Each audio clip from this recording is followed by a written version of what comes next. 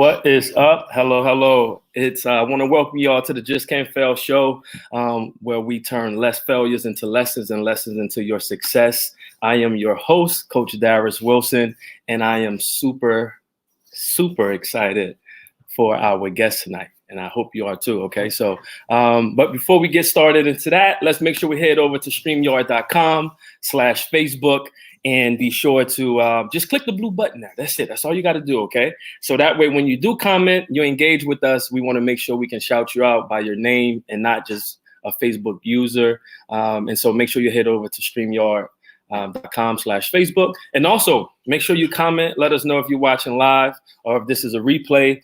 And also let us know where you may be tuning in from. All right. So let's make sure we do that. I hope you all are having an awesome Treat Yourself Thursday today. And things were on the up and up for you. Okay. So I am super excited. I don't want to give it away too much, even though you guys know who it is here. But we have a fantastic show for you all tonight. So again, there we go. Shout out to Mom Dukes. First one to comment. Love to see it, baby. Papa Smoke. Awesome. Thank you all for tuning in. All right. And so let's make sure that, again, we head over to StreamYard.com. And those that are watching, please click the share button, okay? Remember, you are going to be, let's level up everybody that's in our circle, okay? So we rise together. And so let's make sure you share the button, you leave some comments, you tag someone that may want to hear this, that may need to hear this, so that way we can be able to reach more people and help them overcome adversity and failures and learn the lessons to help them succeed. Okay, gang? So make sure we head over to StreamYard.com/Facebook so we can shout you out and so you don't come up as just a Facebook user. All right, gang? So it's super important for us to know your name, and so we want to be able to shout you out appropriately. Okay? So StreamYard.com/Facebook. And again, let us know where you're tuning in from. All right. So as we continue to get the viewers to tune in, make sure you type your name, type where you're checking in from so we can shout you out. Okay. All right. So with that being said, we're going to be bringing on our guests in a couple of minutes here. All right, gang. Let's continue to tag. All right. So, Ma, let's make sure you share this and you tag some folks so we can get our viewership up, so we can help some people overcome the obstacles that they may be facing. All right. Whether it's physically, mentally, emotionally, spiritually, there's going to be some bombs dropped tonight that's going to help you. The goal is that you can take some things away tonight and start to improve your circumstance, improve your life, improve your mindset, so we can ultimately achieve the goals that you would love and want to achieve. All right, we got Auntie Millette in the house. There we go. Make sure you share this. All right, make sure you share this with anyone that may need to hear this message that we're going to have tonight. I am super duper excited for. I call her a hometown hero. And so watching her play, whether it was at LSU, whether it was in the league, it was always exciting to have a hometown hero to kind of represent where she was from. And I was very appreciative and always excited to watch her play. And so I am super duper excited to welcome. We have, what can I say? Number 6, 2005. Number 6 overall draft pick in the WNBA. She was also the 2005 Rookie of the Year in the WNBA. She was a 2009 WNBA World Champion, I should say, not just a World Champion, not just a WNBA champion. And also, like as I said, a hometown hero. She's someone that's from around the way, so which is super duper exciting. And when I started this show, I started putting things together, and I have a wish list of guests that I wanted to have, and please believe she was on it. So I'm really excited and honored to welcome Temeka Johnson to the show. Let's clap it up. Temeka, how are you doing? Whereas, hi, how are you? I'm doing well. How about yourself? I'm doing great. And I want to give you your flowers. You heard a little bit of it in the introduction, but like super excited to like see you in the purple and gold. In college, also to rep Kenner and rep New Orleans, where you from, Right. in the WNBA. So like, kudos to you for such a fantastic and decorated career that you had playing basketball. And now you leaving a wonderful legacy with kind of reaching back and bringing the young ladies of Metairie and Kenner, New Orleans up. So excited to have you. How are you doing? Thank you to all of the above. I'm doing well though. I am. It's the first time that I've been back home in 20 years. So how long? 20. 20 years. I left in high school after I graduated in 2000, and like you say, from LSU on to the WNBA overseas or whatever. So it's absolutely great to be back in our hometown. Awesome. Oh, awesome. Was it something that you always wanted to head back home, or it was just kind of, Absolutely not. No. To be honest with you, as I got older, I just started following God's lead. I rededicated myself and gave my life over to him. And when I submitted fully, I just started following his lead. There were times where he would say, go right, and I would go left and have to come all the way back. And to that point, he said, go right now. So I decided not to be a hard head anymore and just do as he said.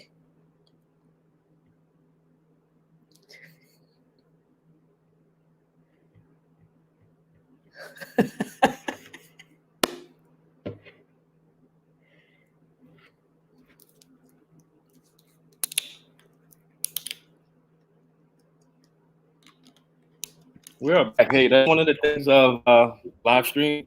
It is what it is, right? Right. But so we're back, and so what we're going to do, I want to hop into, because I want to come back to that superhero origin story, because I believe all coaches are superheroes, Temeka, and so we're going to come back to that. But I do want to jump into our rapid fire questions here. Ready to rock and roll? I am. See if I can spit some knowledge. Awesome. And so don't want you to think too much about it, right? It's rapid fire. So let's make sure that we get my mama me accountable. Listen, yes, I will get it right. I promise you. Absolutely. Something arises. I'm taking note, and that way we can always make sure we build off of that. So first question: name the 3 things that are most important to you. God, family, and my influence on others. Awesome. That's interesting. Why is that? Well, first, God is the head of my life. My family is there, good, bad, or indifferent. They're going to tell me the truth, whether I want to hear it or not. But they're also going to be my biggest supporter, like your mom just did.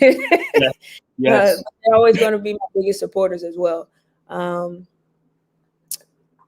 And I appreciate them. I wouldn't be able to be where I am without the help of many of them. So, and the influence on each individuals. Yeah, I think we're all here for a purpose, and that purpose is so much bigger than us and who we are. There's no I in what it is that we need to do. There's so many things that we are given platforms to utilize, and I think influencing others is one of mine. Awesome. And what is something that you did to level up your mindset? Say that one more time. What is something that you do on a daily basis to level up your mindset, so to get your mind right? To be honest with you, now that I'm older, I have to pray. Because if I don't, my day would just go completely AWOL for real, because it's too many things that come up. And now being a head coach over some young kids that's like literally from the age of 12 to 18, is so many different things and so many different aspects. And plus I'm around kids and youth every day. So sometimes they have great days, sometimes they have bad days, but you always have to be steady in for them and in their lives. So and it's almost unfair because you can't really be human because you have to wear so many hats for them because it's different personality, but I wouldn't trade it for anything. Awesome. So I would say I have to pray a lot so I can stay in his way, and I promise you, he's not mine. So what's the best book you've read, and why would you consider it your best book? Well, I could say that it would be mine. because I have 4 children's book. But Hold on, we got to come back to that, and let's make sure we come back to that, and so we can plug that. the best one that I've read. Stuart Scott has a great book. His book was great, and his testimony and his life, and there's so many life lessons in there. So I think that will be up in my top 2 or 3, 4. So the Stuart Scott's book and his story is a great book. Awesome. What's your favorite quote? I have 2, if that's okay if I can give you 2. The first one was Maya Angelou, and it says, and I'm reading it because I don't want to mess it up. People will forget what you said, people will forget what you did, but people will never forget how you made them feel. I love it. Love it. So that one there is definitely one, and it lines up with what I'm talking about. But I tell this to my players all the time: hard work beats talent when talent don't work hard. Yeah, absolutely. Absolutely. And I them every day. And you work them hard every day too. Absolutely. Awesome. So what's the hardest thing you've ever had to do in life? Not just, it could be sport, it could be life. What's the hardest thing you ever had to do? I would say bury my grandmother. Sometimes when you lose the pillar of the family, things go from being like the glue to unraveling and unfolding. I was strong enough to be able to do it, and I was thankful for the 26 years that God allowed me to have her. But she raised me, so it was like losing my best friend, and also pulling up my big girl pants and doing what I needed to do to continue to be that person within my family, to continue to inspire and enlighten, encourage. Definitely not how she was able to do it, but also in the way that made sense for our family. Yeah, awesome. And this was so you were 26, so this was in the midst of your playing career too. Then. Yes, it was. And I promise you, I contemplated retiring in 2008. Wow. That's when and exactly. And I ended up winning my first championship after I dedicated that entire season. Left LA, went to Phoenix, and won my first championship then. Awesome. Who are some of your teammates there? Taurasi? Diana Taurasi. I had Diana Taurasi and Cappy Pondex on both wings. Oh, wow. Okay. Yeah, you can't go wrong. Along with Penny Taylor and Tangela Smith, Dewana Bonner. We were kind of stacked back then. What a bond like with with some of your former teammates, college, high school, pro. What are those? Do you ladies still get together quite a bit, or communicate? And what is it like when you get back together? Is it like picking up where you left off? Like you don't miss a beat with that life? You try to stay in contact as much as possible. Different aspects of life take place though. Like I'm retired, some are still playing.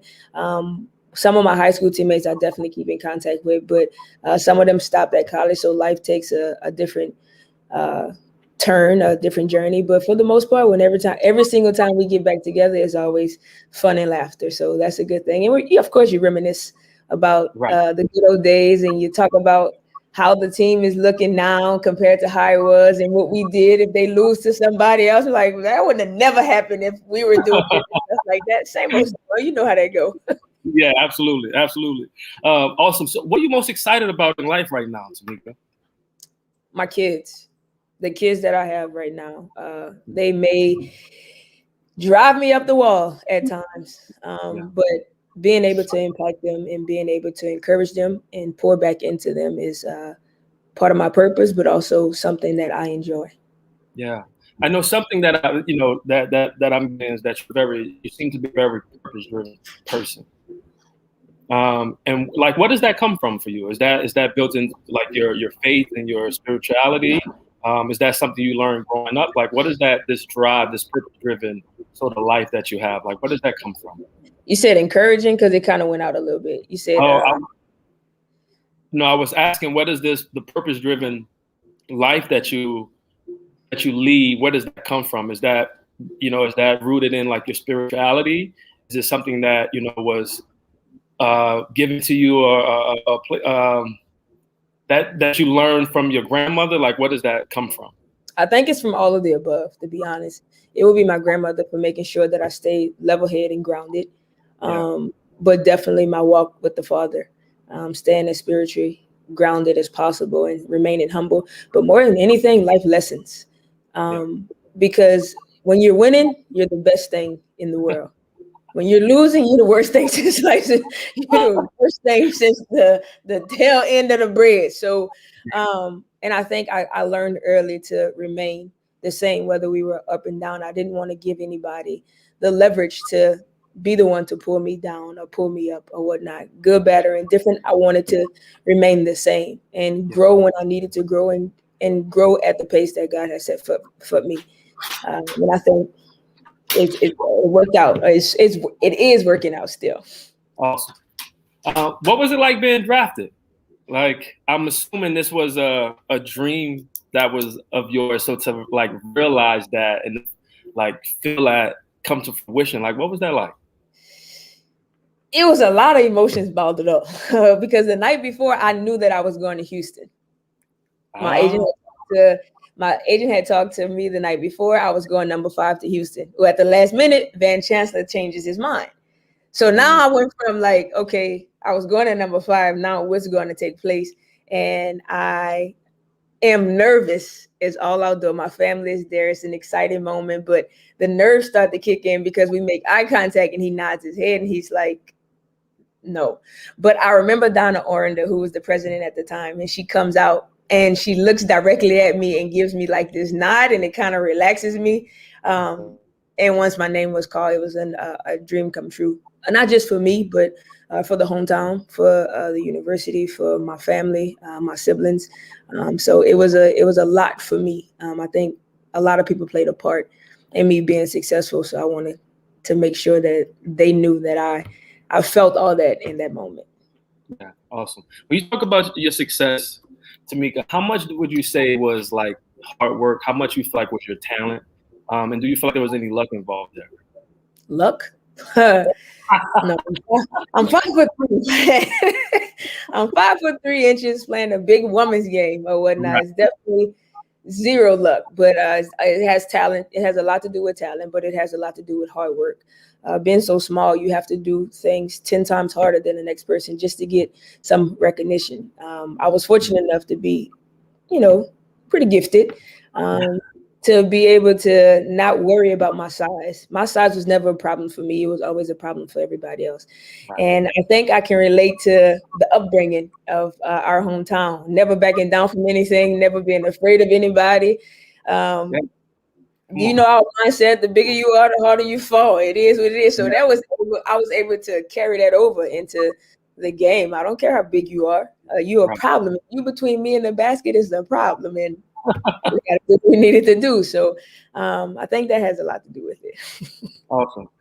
I love that. You spoke about how like it was never a problem for you. It was other people's problem, your size.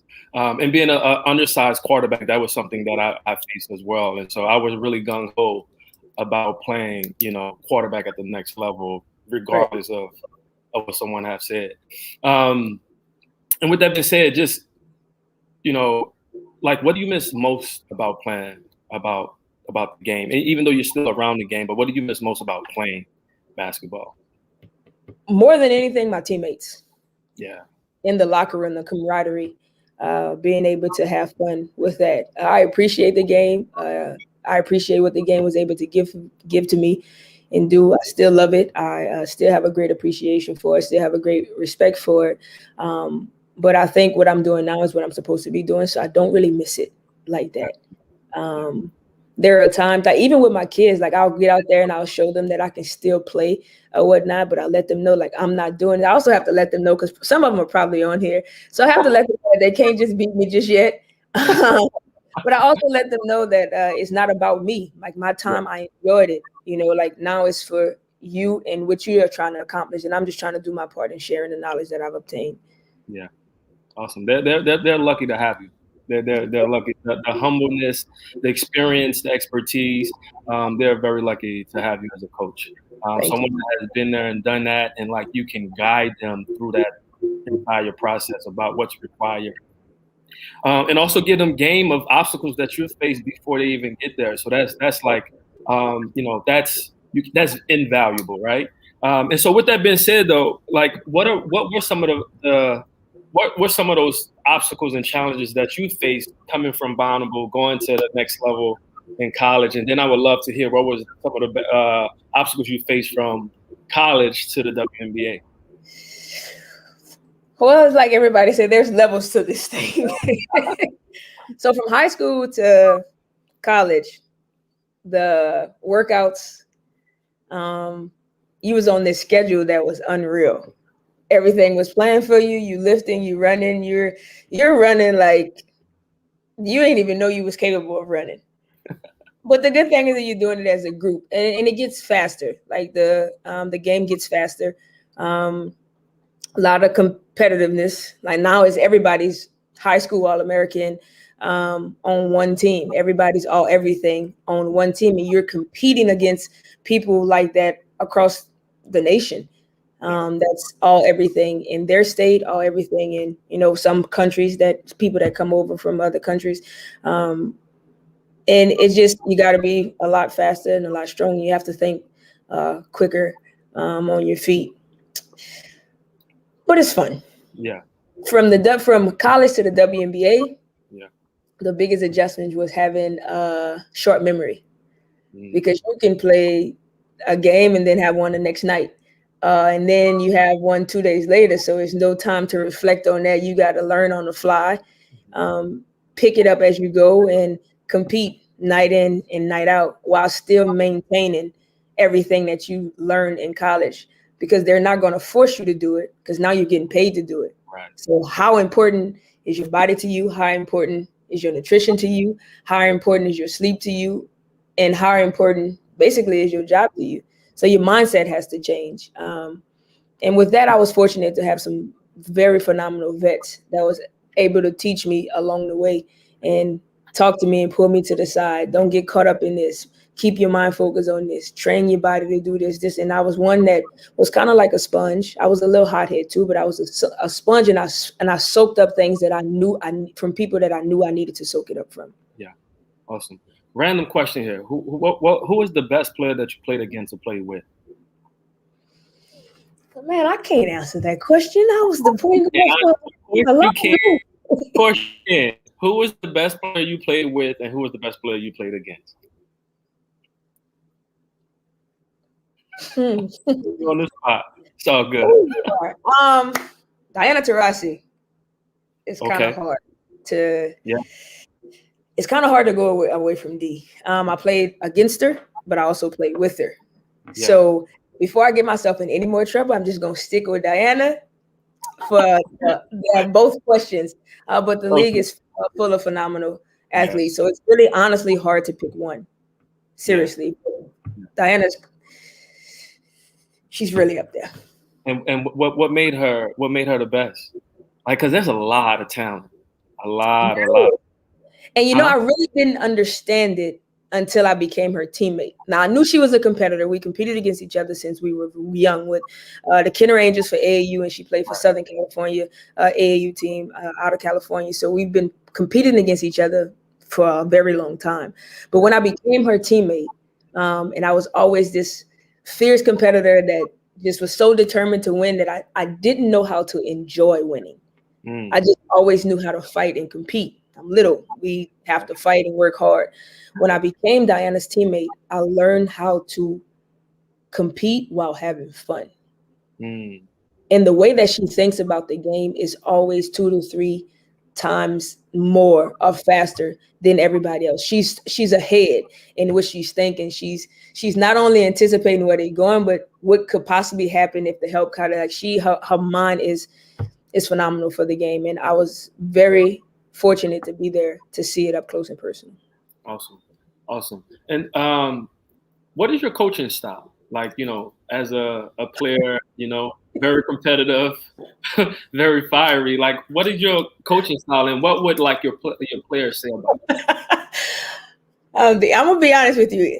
My coaching style is very new to me. Okay. I find myself to be a yeller. And I'm real intense, especially if the referees don't call a call.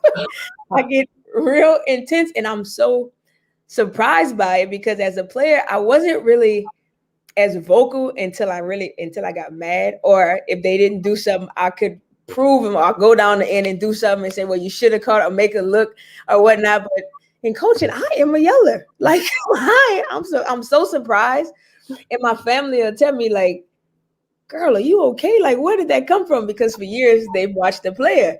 Right. The yelling is a little new and it's different, but yeah, I'm an intense coach over there, and I think it's safe to say that my players would say the same thing. Okay.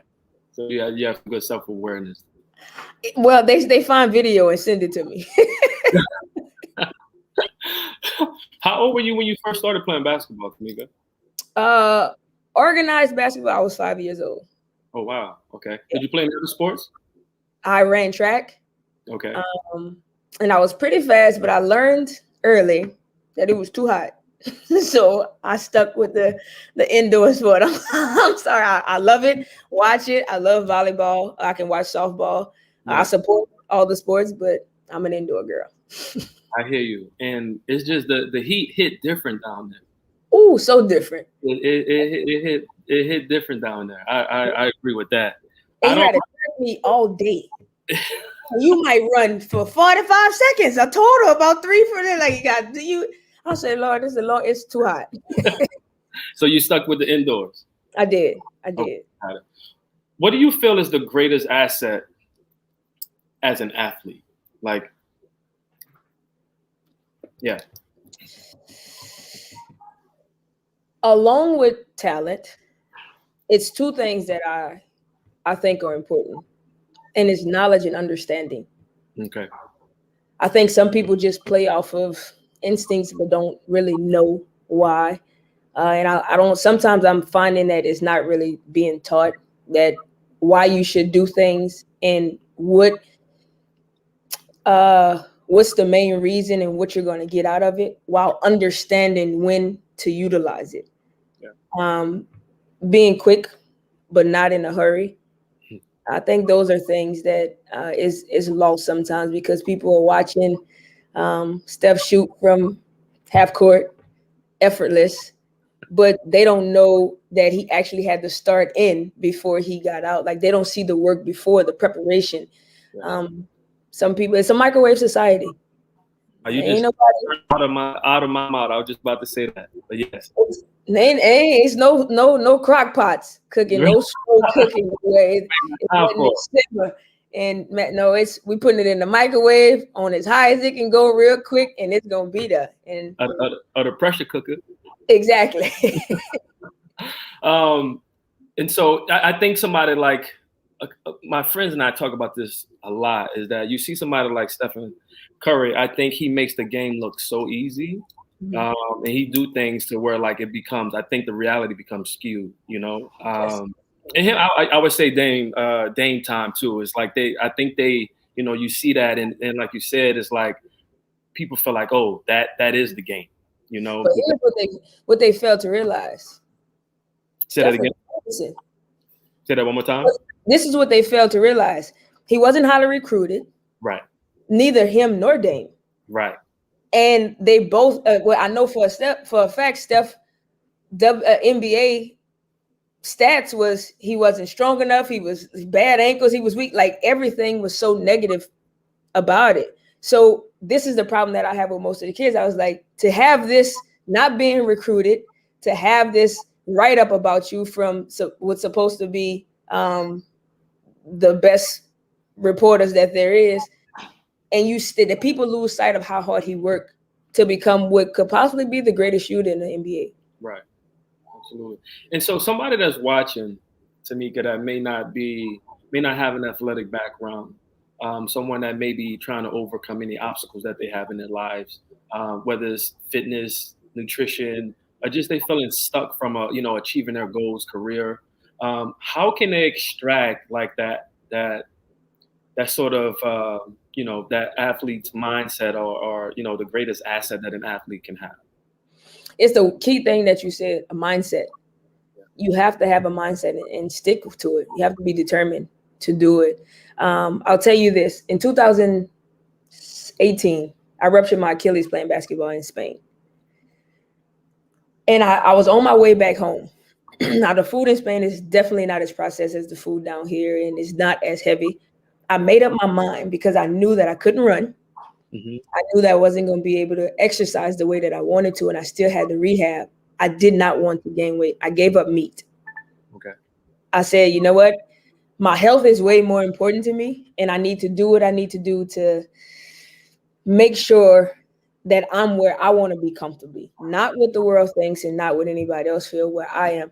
And it was a mindset that I had. I was determined to not only be able to move and walk the way that I know that I can, if not better, but also make sure that I was able to maintain my weight and do what it is that I needed to do. I think some people just don't believe that they're capable of doing it. So most of us athletes, we challenge ourselves. Yeah. And I think I would say anybody, just challenge yourself, but challenge yourself within your own realm, not a challenge that you see somebody else doing because that's their lane. Yeah. And their lane and your lane may be two totally different lanes for sure, but go at a pace that's comfortable for you. And if you're not getting the results that you think that you should get because of somebody else, then you fail, not because you're not there yet, but because you already looking away from what you should be paying attention to. Absolutely. Your race, your pace, right? Absolutely. And the other thing I just want to touch on is that I think the major difference between an athlete and someone that may not be an athlete, right, is that athletes just get to this level of pushing themselves and challenging themselves enough to where like that discomfort, they become okay with that discomfort, right? Right. And so Absolutely. you're doing it every single day, whether you're training, you're doing it every single day, whether you're at practice, competing with your teammates, and then in the game. And so if anybody that's listening and that's watching, that's tuning in, like if you can get a practice of becoming uncomfortable and where to the point to where you understand your limits, like truly understand your limits and your capabilities. And if every single day on a cadence, so to speak, if you can work on pushing that threshold just a tad bit, right? And I think that's the biggest difference, is that as an athlete you are in these things so much where you have to challenge your belief system, you have to challenge the thoughts that you have, and you got to challenge what you feel like you're made of physically, to where it just becomes a normal thing. And so it's just, you're continuing to challenge that threshold and that belief system. So if anyone watching, like if you can just put yourself into those situations, I know sometimes it's easier said than done, but if you can do that, then like not only does that become a normal for you, but you also start to fortify yourself. So when you do face hardships outside of the gym or outside of practice, like you're mentally fortified to be able to deal with those things, right? Again, like just continue to challenge yourself. And I think for many of us, being able to assess those challenges from a physical perspective can lead to other growth from a mental, emotional, spiritual space as well. Right. Awesome. So I want to talk about, what was your journey to get into this part? I know you played 11 years in the WNBA. I think you did a few more years than that, 13 or 14 years overseas. So talk, and now one thing I noticed is that sometimes, so in the off season you would play, I'm in for WNBA players to play in the off season to play overseas. Yes, it's 11 months of basketball. It's 7 months overseas and 4 months in the summer. So it's constantly year round. After I hurt my Achilles, and I have to allude back to it because it's really the truth. There's no other way that I can say it. Yeah. God told me that I was needed. And he was like, okay, it's time. I was like, time for what? He's like, it's time to, start giving back. I've taken you away for a long time. I've hidden you behind the mountains. We've spent a lot of time. Now it's time for you to start pouring it out or whatnot. The kids need it. And he's like, I've called you to those kids. And I'm gonna be honest, I was like, man, you might need to unplug this line. These kids are a little different. I was like, I understand the calling, but I might not answer this one here. But he told me it was time, and I started out at McKinley High School in Baton Rouge, which was very challenging, but not so much for the kids. It was the atmosphere. And I was like, okay, God, I know what you said, and I was being obedient. But if this is obedience, I might need to be disobedient. This is not what's up. So he removed me from there, and now I'm at John Curtis, and it's two totally different atmospheres. More supportive, and 100% behind whatever it is that you are doing, but they care wholeheartedly about the kids. So I'm ecstatic to be a part of it. And in a nutshell, God said it was time. I was okay with it. My transition probably was a little different than most, but I love it. Awesome. And I guess, and I didn't realize John Curtis Girls High School have a pretty rich history of success. I mean, I'm not shocked because John Curtis, athletics, they've always been a powerhouse. I was sharing that with Coach Raw, my high school football coach, last week. I think they're probably one of the greatest in Louisiana history. The sports program is superb. Agreed. So what was the history there, John Curtis, before you took over? Well, Coach Barbara Ferris, who's also a WNBA player and won our hometown as well. 4 championships in a row. She won 5 out of the 10 that she was there, but she finished on a 4 championship run. Well, we have a little pressure. I'm just saying. Just a little bit. Right now, what was considered to be a rebuilding year. We went undefeated in district. We are in the semifinals of playoffs now and have a strong chance of having 5 in a row. So we'll see how that goes. Awesome. So how do you prepare? Like this, such a rich culture and history. Like, what is the preparation like? What is the mindset taking over this program? And how do you what's involved in that? Like, how do you come and set the tone from in doing it Coach Temeka's way? Like, what was that like? What sort of steps was taken there? Just what you said, like trying to come in and do it what I knew, not trying to come in and be anybody else other than myself, but also relate to the kids and meet them where they are. Not utilize what I've done to have those expectations of them. I came in saying, I know I need to teach. Hopefully they're willing to learn, and I'm going to meet them where they are. 2 things, accountability, and we're going to work hard. Started out with that. I said, these are the 2 things. You're going to be held accountable, not just you, the entire team, and as well as myself. I'm not going to ask you anything. I'm not going to ask you to do anything that I'm not doing still or that I haven't done. And once they saw that I was doing similar things, I still work out with them. I still run with them. I'm in school to get my master's, so we still doing homework together. We have study sessions and tutoring and all this kind of stuff. I'm there with them. So I think for the kids today, seeing is believing. You can say what you've done and all this kind of stuff. Good thing there's TV and YouTube and they have a phone. So I have to remind them sometimes. I was like, you better Google me. Gotta flex on it sometimes, right? Just a little bit, but I think for them, seeing is believing, and knowing that that you're willing to get in the trenches with them was one of the things that helped me to be able to go through a wall for some of my coaches as well. Awesome. And you spoke about accountability, Temeka. Why do you feel like that's so important? Because you can't get anywhere with the I, me, and my mentality. And if you're a part of a team sport, you can't point a finger at anybody. For every one finger that you point, there's 3 others pointing back at you. And sometimes people don't realize that. But I think accountability is something that we need, not just for basketball or for sports, but for life.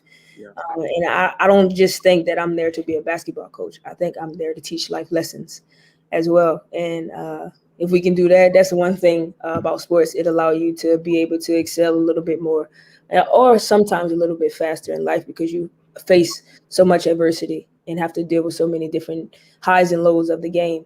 Accountability is important for that because it's not just about the game. And I hold them accountable on the court. I hold them accountable in the classroom first and foremost. but I hold them accountable within themselves and their families as well. Awesome.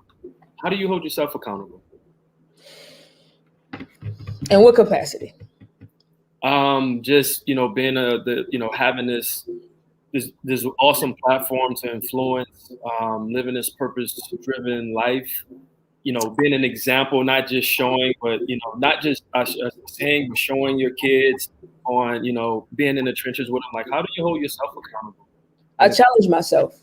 Yeah. I challenge myself to keep my word. My word is everything to me. If I don't have my word means nothing if I can't have it. It's like my name, my character. And it's important to me who I am. And my character is everything to me. So I want to make sure that I not only speak it, but I walk it. And that right there, knowing that I'm being watched and I'm telling them to challenge me, hold me just as accountable as I'm holding you. Well, coach, you said this and you're absolutely right. And I leave that door open for them to, not in a disrespectful way, but a way for where they can say, you know what, we can say whatever we want. But at the end of the day, when we call coach out on something, she own up to it and it's this. So I make sure, because in the process of it, it's just my second year coaching. I'm still learning. I'm still learning myself in this arena. And who better to teach you than some 12 to 18-year-old kids that's going to challenge you on a whole nother level. So I stay true to my word and make sure that I do. And I have 3 young kids, 9, 7, and 5. And I don't think there's anyone that holds me accountable more than the 3 of them. They call me out. And like you said, it's so important. It's so important to have that accountability. You feel a coach is important. Someone as a professional athlete, is it important to have a coach? Say that last part one more time. I was saying, why do you feel coaching is so important? For someone that may be, obviously from in the athletic arena, but maybe someone that's looking to achieve goals, whether it's in the physical, their health, or just overall professional goals. Why do you feel having a coach is important and significant? I think because it allows you to get a different insight from somebody else. It allows you to be challenged from a different perspective. The craziest thing in the world, and if there was any parents on here listening, as a kid, myself as well as you, we did it. If our mom would say something, we'd be like, yeah. The minute our coach or somebody else come in and say the exact same thing, we would be like, really? I can understand it. And our parents are like, I just said that. So I think people receive messages different from others, and it's a different arena too. So you go from being mama's kid or daddy's kid or underneath your parents and stuff like that to what is, that they know you in and out and all this kind of stuff, to a different atmosphere of having to be a teammate, a sister or a brother, a friend, and listen to different things somebody just said totally. Just the different atmosphere and getting some different perspective on life from someone else, I think is important to have different people and coaches in your life. But also it took a village to raise me.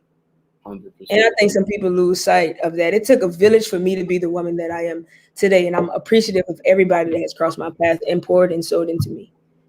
Awesome. What was some of the biggest lessons you learned from some of your coaches growing up, whether, growing up, high school, college, professional? What were some of the best lessons that you learned? In high school, Lee McAllister was on me nonstop about my grades and how important they were. Yeah. And I was like, yeah, coach, I hear you, until I was 1/10 of a point away from what I needed on the ACT.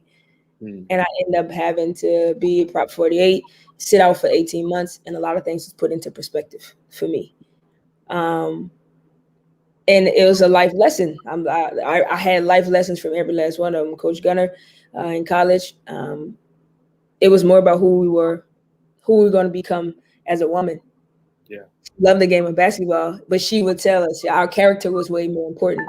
She said, I know how competitive you are, so I know we're going to win. But who you are as a woman, it means more to me than anything. that put a lot of different things into perspective as well, because here you have somebody that, the college coaches are there, the players are there, and it's one, and you need to win, and you're in a situation to where you have to impact, but you also have to win. Yeah. She let it known in the beginning, once we started to establish our relationship, your character and who you become as a woman mean more to me than what you do in the game of basketball.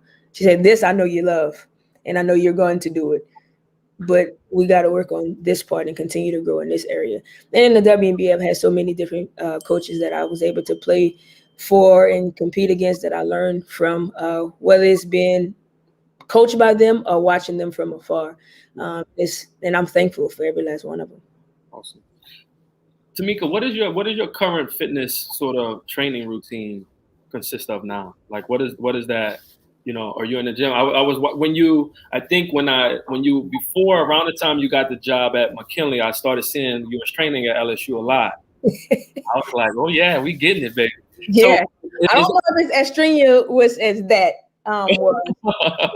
Because I had a lot of time, and now being the head coach and having to do that, I have to actually find the time to get in. The hard thing about training now is learning how not to train to compete. Yes. My whole life we've been training to maintain, to compete, making sure we're physical, and I don't have to do that anymore. But at the same time, doing it the normal way, it's not fun. So I'm like, this isn't working for me. So I don't know any other way. Okay. But I'm thankful that I can still actually work out. My knees and everything are great. I don't have very many aching injuries or anything like that. So I try to maintain, and if I can get 3 to 4 times a week is absolutely perfect for me. If I can get a mile in, and my mile time doesn't have to be 4 or 5 minutes anymore, as long as I get a mile in, I'm good, just to keep the heart rate going. Yeah, absolutely. So it's changed drastically. And to be honest with you, I'm still on a search for what works for me the best.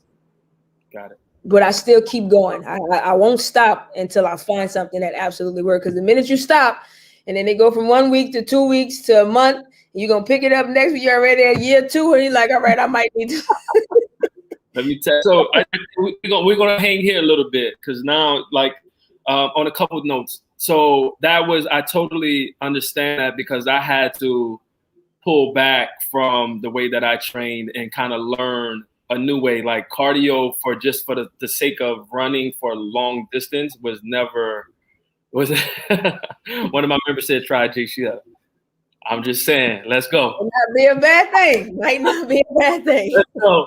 Shout out to Nicole. Appreciate that. But it was like really having to learn how to do things differently. That was a process that I had to learn, early on. My playing career stopped much earlier than yours.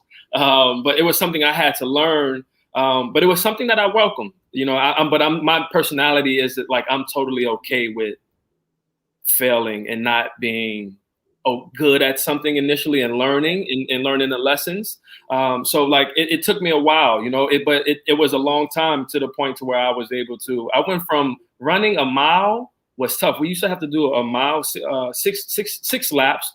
I saw my homie Nose on here. Please correct. His memory is fantastic. My memory is not that great. But on Sundays after the game, we would have to run a mile and a half, and I would like almost struggle with that. But I kept grinding at it, and fast forward to, like, I've completed a full marathon. I can, that's been kind of like my new sort of game. The gamification for me is just kind of unlearning that 12 minutes. Yeah, so we had to do that in 12 minutes, mile and a half, I think it was. But it was a struggle. And now I can probably do a mile and a half in 10 minutes or whatever. But like, that was a struggle. But the idea of unlearning and relearning a new way, and working out for, like, just kind of recreational was something new for me. Right. So just let me know how I can help you. Okay. So just let me know. Nicole, I heard you loud and clear. When did you know it was time for you to, like, move on and hang up the sneakers? And, like, how was that transition for you? Other than the fact that, like I said, God shared it with me, I started seeing how things was transitioning. And it wasn't just transitioning in the league. It was transitioning. There was a transition that was going on within myself. Yeah. And sometimes people don't understand that. People don't understand some of the walks that you have to go through and some of the things that you deal with internally, whether it's spiritually, whether it's personally, and all this kind of stuff, because you're supposed to be this well-oiled machine that operates all the time. So I think the Father starts transitioning things within me long before, a little while before it got to the point to where I was starting to realize that certain things about it I'm not enjoying. Certain atmospheres I don't want to be a part of anymore. And I absolutely love the WNBA. Still support it, still watch it, watch all my teammates and stuff like that. It was just, I knew within myself that it was time for something else. Yeah, yeah. What were some of the places you played, countries that you played in across seas?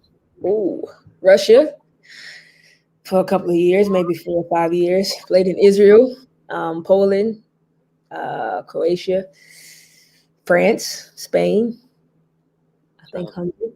I love So do I. So I've been pretty fortunate to travel the world, and in those countries I was on a Euro League or a Euro Cup team, so I got to travel to other countries as well and play against those people as well. So I've been to many different countries and I've gone through several passports. Awesome. So, now, do you speak any other languages? Fluently, no. Understand some. Okay. I was in Russia for 5 years and I can understand it more than I can speak it. That's a very harsh and hard language. I know some words enough to get by in other countries, but no. I do want to learn Spanish because one of my books is in Spanish. Okay. So yeah, you talking about okay. So this is a shout out to my this is my homie Nose here. We call him Nose. So you want to answer this question? The safest way and the best way to answer this question is I am safe. I am a safe person. I have had well enough practice at this, but honestly, I promise you, because I've had so much experience trying to do things my own way and trying to figure things out. You know, you was a quarterback, point guard. We're used to leading, figuring things out, thinking for others and stuff like that. So I'll be like, okay, if I do this, this is going to work out for this, is this. And you ever want to hear a guy laugh, you tell him your plan. So really, the God honest truth, whatever God has for me, that's the direction I'm going in. Yeah. And right now that happens to be Curtis, which I'm absolutely enjoying and happy to be a part of. Awesome. That was very safe. But it's the truth, though. It's the truth, though. So we're going to take it. So what's been your biggest challenge, Temeka, post basketball, like post playing basketball? Not having a schedule at first. We operated on a schedule and we knew what was what. And at first I was about to lose it. I was like, I don't have anything to do. I don't have no place to be, no time, nothing. And our schedules was pretty mapped out. You had practice, you had to go somewhere, you was gonna go do something. Now my biggest challenge is the youth. And I don't know if people think about it like this. I think I'm in the middle. I'm a grandma's baby, so I have the wisdom of old. But I'm young enough to still reach them, speak their same language, talk they talk, walk they walk, still dressed the part. So I'm stuck between the middle of the old and the new. Reaching them to where it makes sense to them is a challenge because for some reason, I think we all have been there. We think that we're creating something new underneath the sun, and older people don't know it's not their time and all this kind of stuff. Well, this generation is that times 5. And I think for us, I can't really speak for any other communities, but I'll speak for the African American community. I was fortunate enough to have a grandmother and a supporting cast and stuff like that. Grandma's now is 35 and 40. Like, oh no, baby, I live my life for your mom. I'm not doing this. So the foundations aren't there as much as they were. So it's starting to be a wider gap. And that's not a knock on parents or anything of that sort, because people are doing the best that they can be. I'm just talking about overall in general on a broader scale. So it's like when there's a broader gap, they start confiding in themselves. Yeah. And you have 12 to 18-year-old kids that's confiding in each other about life decisions, but they can only talk to them about what's going on now. So I think one of my biggest challenges is trying to reach them where they are while making them understand that it's for their best interest and it's not to hurt them. Yeah. I hope I was able to explain that well. Yes, I think you unpacked that really well.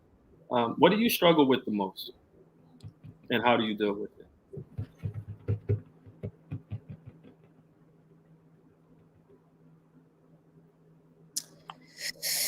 If I had to answer that question right now, it would be being misunderstood. And most people would be like, well, how? Because I'm not one of these people that like to be flashy or talk about, I stay in my own lane. And sometimes people make perceptions about things that never even crossed my mind. Sometimes people see things in you that you don't even see in yourself. And they would have a judgment of that perception and sometimes take it out on you. And you're like, where is this coming from? Yeah. But they've manifested in their mind for so long till it makes sense to them. And you kind of want to be like, well, that's not who I am. But then you get caught between, well, if that's what they think, then that's just what they're going to think. I can't change that. Right. But you kind of want people to know you for who you are. But then you go back and forth, like, do you really care? I think being misunderstood sometimes is something that I struggle with, but it's not a big struggle at all. I might think about it for about 10, 15 minutes, and then I'm on to the next thing, because that's going to take me away from my purpose. If I dwell on that, it's going to affect me influencing this one, or impacting this one, or reaching this one. Or that sometimes, and I had to step back and realize that on this journey, everybody not going to understand you. They're not going to like you, nor will they appreciate it. I also have to understand that I have to keep my eyes on what it is that I need to do and not get sidetracked by distractions anymore. Like, I'm not 21 years old in a big old world and just trying to find my way. I know who I am. I appreciate who I am. I know who I'm growing to be, and I'll keep my eyes on that. Awesome. What is something that you want to instill in your kids? Like your players, maybe even instill in the people around you, like what is that thing? Being a great person. What does that mean? Being true to yourself. Being 100% the best version of yourself. And that's one of the things that I talked to them about. I said, I need you to give me 100, but I don't need you to give me 100 of this person, 100% of that person. I need you to give me 100% of yourself. And when you've reached that point, I need you to understand that I'm okay with it and it's enough. Sometimes people try to give you 100% of what they see somebody else doing. And that 100% of somebody else is 150 of that person. And they don't have all that to give. I need them to understand that I need you to give me your 100. Your best is what's best for the team, not anybody else's best. And I think that's what I'm really trying to instill in them. If I can get everybody to give their 100, we're a complete team. Awesome. And what is in my friend Raf here knows had a question. What has been a coach revealed to you about the game that you didn't realize as a player? It's a great question, though. It really is. Hindsight is 20/20 paradigm. The work that go in behind the scenes is one. It's one thing to receive a scouting report already. It's another thing to understand how much effort goes into it, how much film is being watched. And I think I knew this second part as a player, that it was important to do things away from the game. But team chemistry and camaraderie and spending time with these kids to let them know how much they mean, like it's something outside of basketball, is something else that is very vital and very important. But definitely the behind the scenes work is something that is takes precedence over everything right now, because it's a lot. It takes a lot to prepare night in, and night out for the games and the different teams. Yeah. Is the preparation more than just the practice and like the preparation for, like you talked about, the game planning, the film and all of that? Does that kind of supersede the amount of time you put into the actual coaching piece? Like, do you find that piece more kind of, I don't want to, what's the word I'm looking for, more consuming than the coaching piece? No, because I think coaching is probably 40% of it. I think playing maybe 20% of it. Yeah. The other 40% is the time that you put in, the time of them learning themselves, who they are as young women. You instilling the values of them, of who they are, who they have the potential to become. Spending the time to get them to relate to you, you to relate to them, them to get comfortable with you, putting in times. And as a coach, you have to wear many different hats, especially with females, because there's many different things that come up that needs to be talked about, needs to be addressed. It's almost like being a mother away from their mothers. So it's so many different hats and so many different things that you have to work on. So I would say film and coaching is probably 60% of it for high school. But the other 40% is basically letting them know that you care about them, hugging them, putting your arms around them, and showing them that you care. Because I promise you right now, it's so important for this generation. Yeah. Awesome. Why do you coach, Temeka?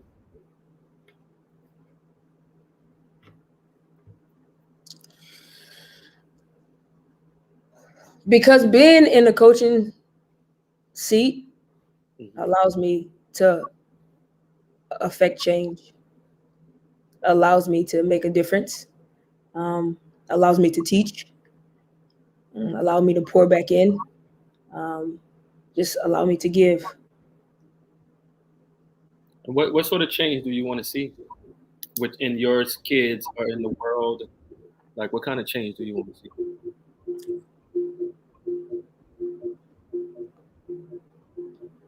Equality, belief, not a glass ceiling for females.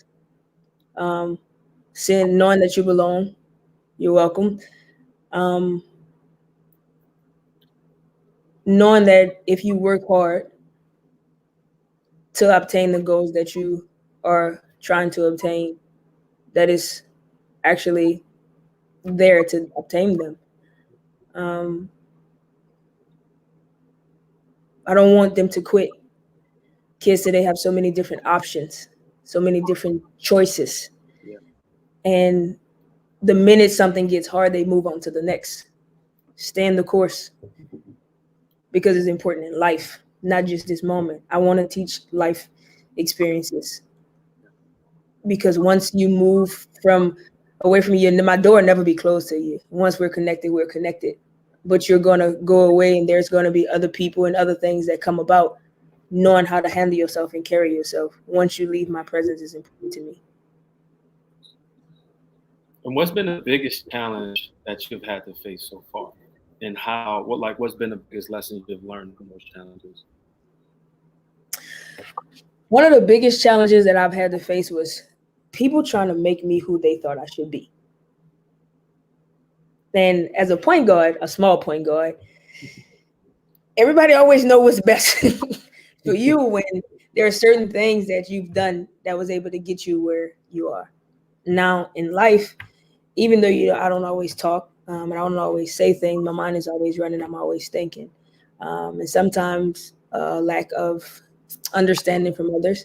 Well, I think this might be better for you, and I think this might be better for you, and that's why I'm so thankful that I know who I am, and I don't go with, oh, this is best for you or this is best for you. No, no, no, no, no. My relationship with him means so much to me because he has already shown me who I am and allowed me to be who I am. And before I submitted to him and had to go back to the Potter's house to be reshaped and remolded, because I definitely had to do that, I have a great appreciation.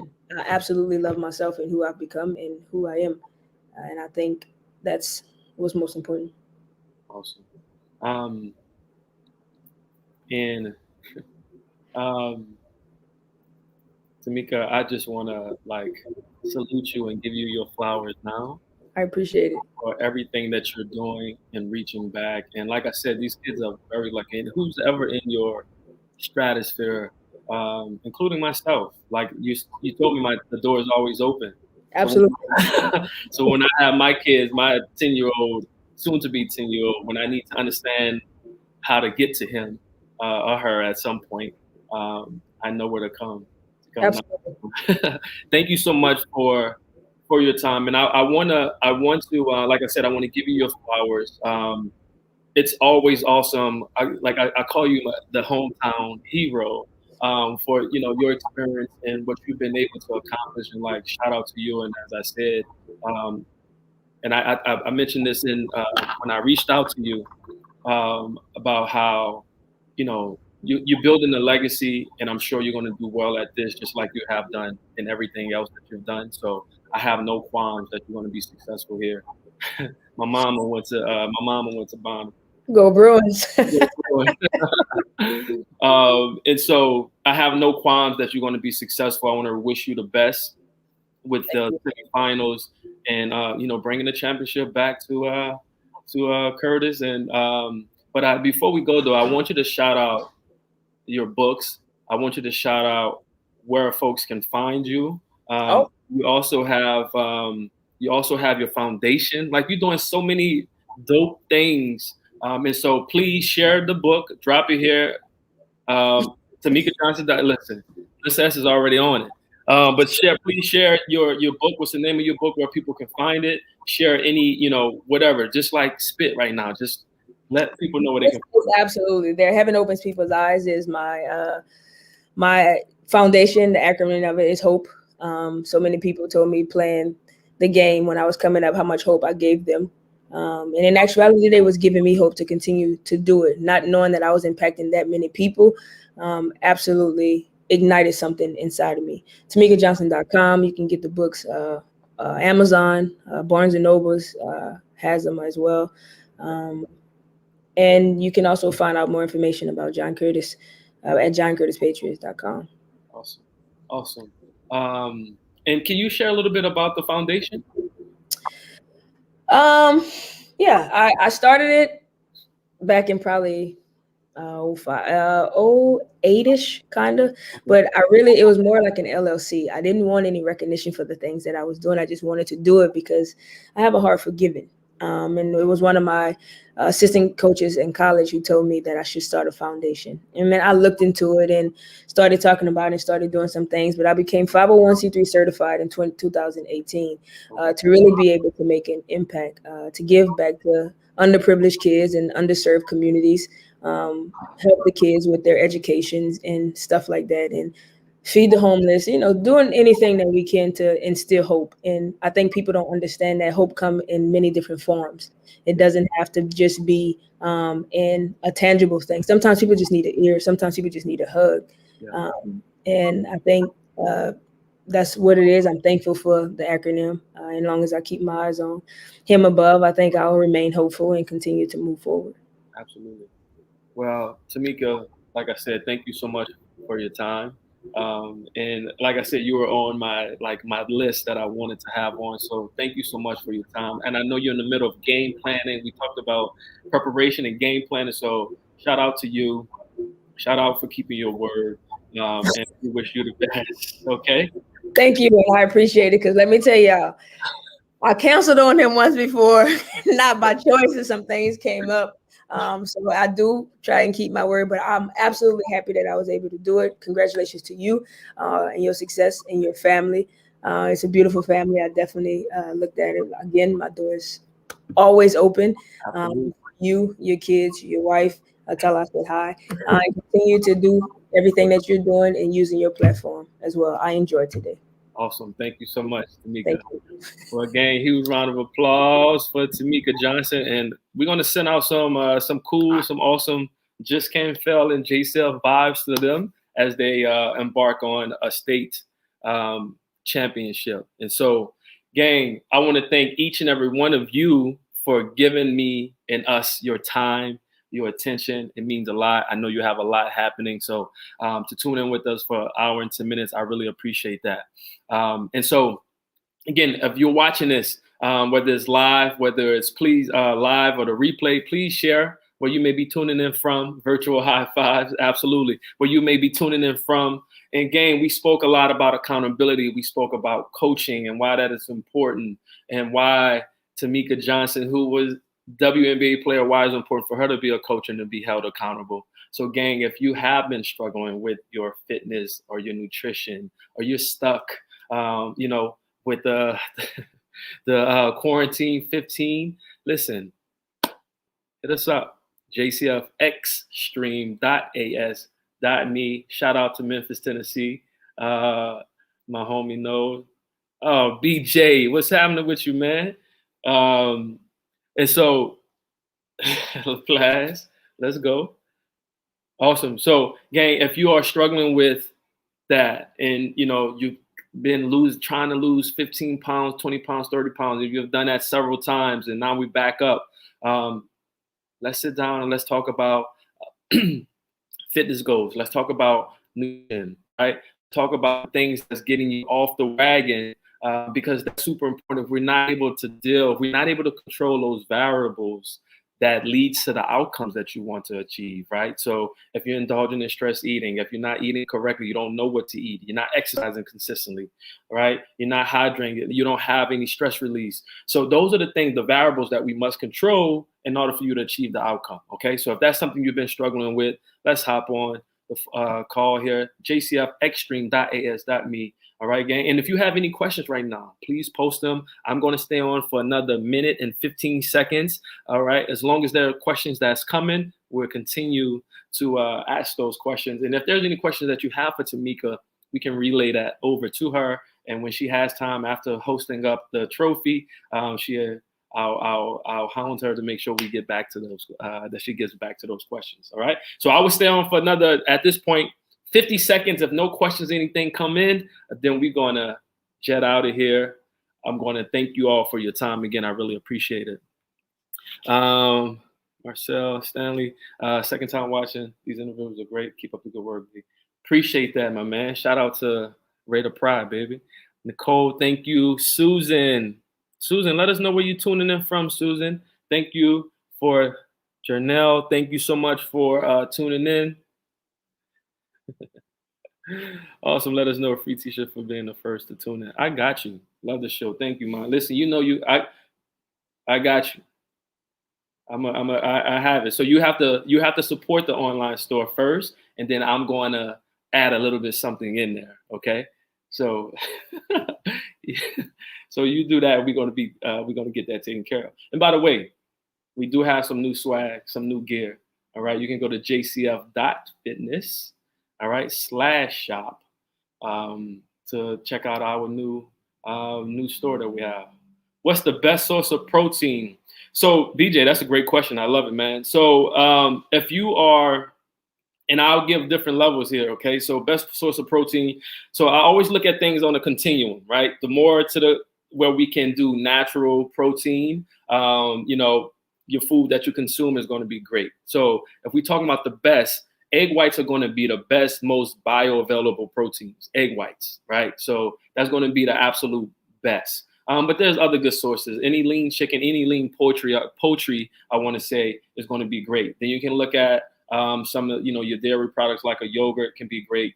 If you're supplementing, and that I think there's a time for that as well, you can look at some good lean protein powders that can do and get the job done. So if you're plant-based, BJ, you can look more so at some other options. Beans can be a great source. Tofu can be a great source.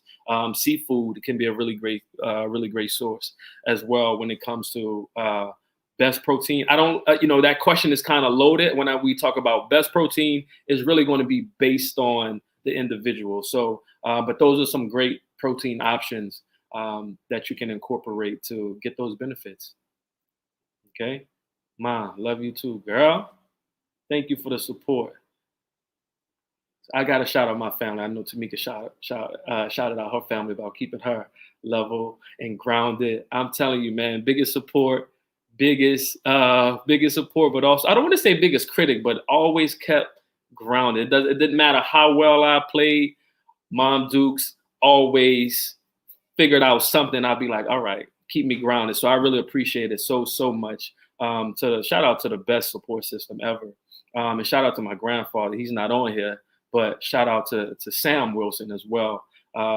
So much of support. My auntie that was on here, my uncles, coaches, super excited. And now my members have been such a great support system.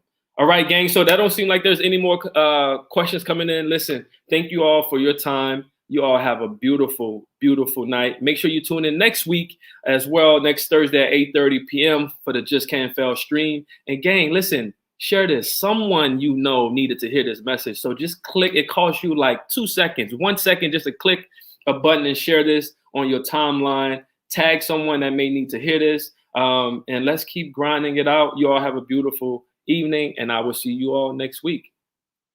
Later.